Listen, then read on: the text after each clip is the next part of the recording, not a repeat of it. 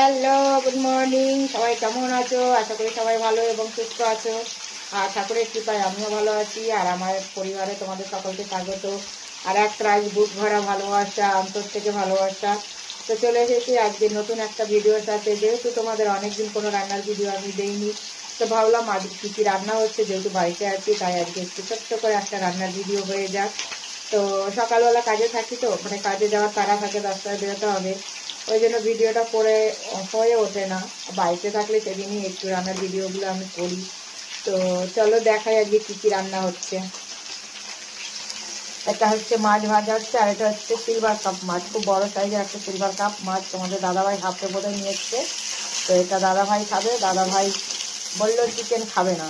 এখানে হচ্ছে মাংসর আলুটা ভাজা হচ্ছে, আর এখানে হচ্ছে এই মাছটা এটা দিয়ে ঝোল হবে, আর পেঁয়াজকলি আলু ভাজা হবে। তো এখানে পেঁয়াজকলি আলুটা ভাজা হচ্ছে, আর এই পাশে বসিয়েছি মাছের ঝোল। আর দেখো মাছের ঝোলটা হচ্ছে, এগুলো হয়ে গেলে চিকেনটা করে নেবো, তারপরে চাটনি হবে। আর দেখো চাটনি টমেটো কেটে রেখেছি।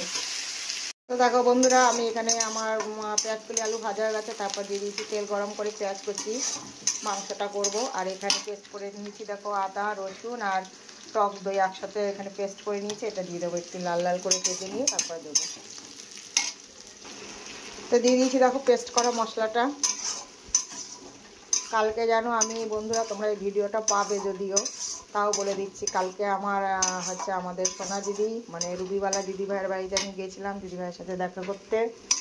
তো সুন্দর কিছুক্ষণ মুহূর্ত কাটিয়ে এসেছি দিদির সাথে, খুব সুন্দর।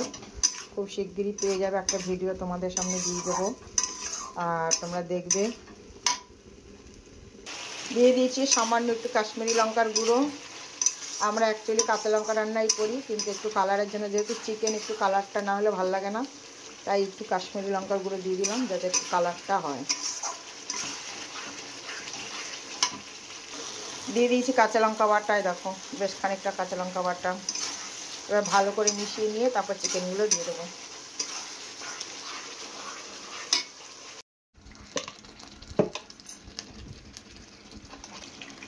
দিচ্ছি একটু চিকেন মশলা।